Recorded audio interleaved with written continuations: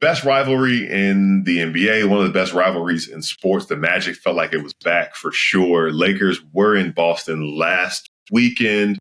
It was close until it wasn't. Then it was close again for a second, and then it wasn't. But the bigger story than the Lakers losing the game was that the Lakers lost LeBron James. He left with a groin injury midway through the fourth quarter and is out for the foreseeable future, near future. As we were recording this, we got the news that he is going to miss the rest of the team's road trip.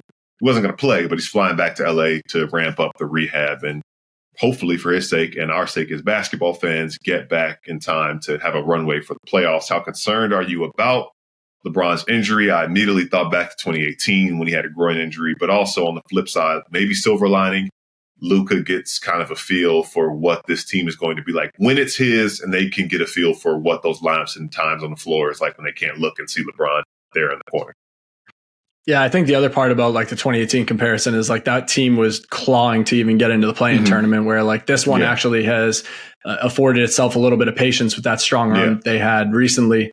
And it gives LeBron just even more time to get comfortable and get healthy, because they have I have to look it up right now. They have a 4.5 game lead over seventh place to avoid going back to the play-in tournament. So, you would hope that Luka, who also is dealing with a little bit of a back injury, as a product of that Celtics-Lakers game over the weekend, you would hope that he can stay healthy enough to stay on the floor and hold things together until LeBron gets back. And I think that because of having someone as ball dominant, as talented as Luka is, the Lakers are probably really banking that he'll be available for all of those games that LeBron is out, because, they want to make sure that LeBron is as close to 100% that he can be when playoffs come around. But, I personally I don't know about you, like, I'm not all that concerned about LeBron's injury. Yes, groin is tricky, especially on a 40-year-old player who is playing at the level that he is still playing at, doing everything that he still does for that team. But at the same time, like, they are not going to rush him back by any means before the end of the regular season. Like they said, 1 to 2 weeks. I would not be shocked if that turns into more like 2 to 3 weeks.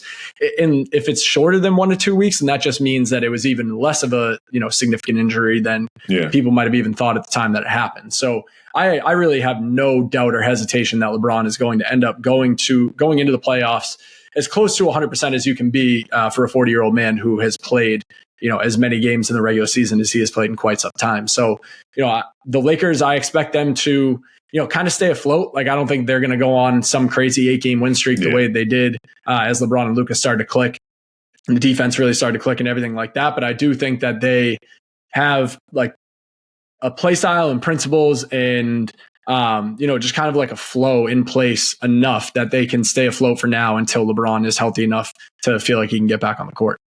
Yeah, you said that too. They're a game behind Denver in the standings. Denver's up 2 on the win column, but they're equal in the loss column. And they have a couple more games left against Denver. By the way, I want to point this out. It's really important to note they have like a brutal stretch coming up. By the time you hear this, let's start with Friday, since this is coming out on Friday. At Denver, back home against the Suns.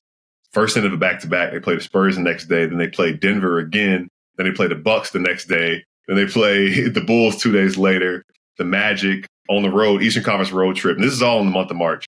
At Orlando, at Indiana, at Chicago, at Memphis, then back home and close the month in LA against the Rockets. That's all just for the remainder of the month of March. So obviously they're not rushing to get LeBron back in that. The one thing I will note about him as well, I think the Lakers have 19 games left on the schedule. LeBron has played in, let me double check. He has played in 58 games. So he has to play in 7 of the last 19 to keep his all-NBA streak alive. Probably ends the hopes of first team like we talked about last week, but streak has been all-NBA every year since his second year. So keep that alive. I know he's not prioritizing that. They're prioritizing health and get to the NBA, but you bet I think he's going to try at least to get on the floor to keep that streak alive. And again, like you mentioned, he's going to be as healthy as possible. They have time to manage that. The big thing I was going to think too, I started drawing parallels. That foot thing happened in 23, right? The year they made that run to the Western Conference Finals was the year that he had the foot thing.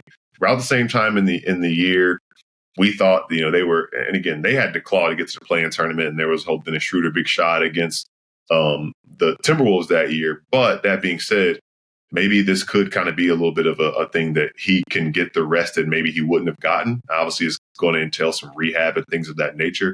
But history has shown that LeBron, a little bit fresher when the playoffs start, doesn't have to deal with the play-in tournament. Most likely, they can make maybe a push and a run in the Western Conference, depending on matchups. Yeah, and I think when you break down the schedule the way you did, like they have a really busy stretch. I guess, well, really, it was from the start of this week through the end of next week. And like he had been playing in back-to-backs, but with where they are in the standings and it being later in the season, like there is part of me that also kind of thinks like he was probably going to be sitting out a handful of those games anyway, just to, like you said, make sure that he is as fresh and healthy as possible going into the playoffs. So yeah, I mean, and not for nothing, I know everybody got that break going into the bubble, but like, having all that time off and then coming back, like that's how him and AD made the championship run that they did. So, I don't really think like this is a chance for, like you said, the Lakers to figure out what they have in moments that LeBron James isn't on the court, which hasn't been all that pretty. It gives Austin Reeves a chance to get back into that rhythm that he was in before the Luka trade happened. Now he, takes a step up the totem pole as a scorer, playmaker, ball handler, all of those things. And then, more than anything, it just gives Luka more of a chance to get comfortable in, kind of the Lakers becoming his team, a little bit of a passing of the torch. Like the jump shot hasn't looked all that great. I mean, I don't know how, like I would probably say he's like 75% healthy. If I were to put a number on it, maybe even less than that. Maybe it's like 70% healthy. He was dealing with a calf thing and now he's dealing with a back thing. He popped up on the injury report with the knee thing. So, he's been dinged up too, but this gives him a chance to, try and find a rhythm as a shooter. And then, the Lakers are going to have to hope that when LeBron comes back in, everything falls into place and clicks the way that it should. But I can't imagine that they are too concerned with like the difference between finishing second or third or fourth in the West. I think that it is more so like, just don't let it get to the point that we are back in the play-in tournament again. As long as they are a top 6 seed, I think they'll be pretty happy with that. And, I'm sure LeBron is going to do everything that he can to get back on the court for, like you said, 7 more games to make sure that he hits that minimum to be All-NBA. As long as he plays 7 more games, he will be an All-NBA player again, whether it's first team, second team, third team, he will make that team. So, that gives him somewhat of a runway to take some time off here, get himself right, and then try and get back on the court so that way he can be All-NBA again and then be ready to go for the postseason. Yeah. And the last thing I'll say about the remaining schedule, and like you were saying with, whatever them and the difference between where they finish. First of all, they have Luka Doncic on their team, and that helps a lot. It's not like not having LeBron in the past.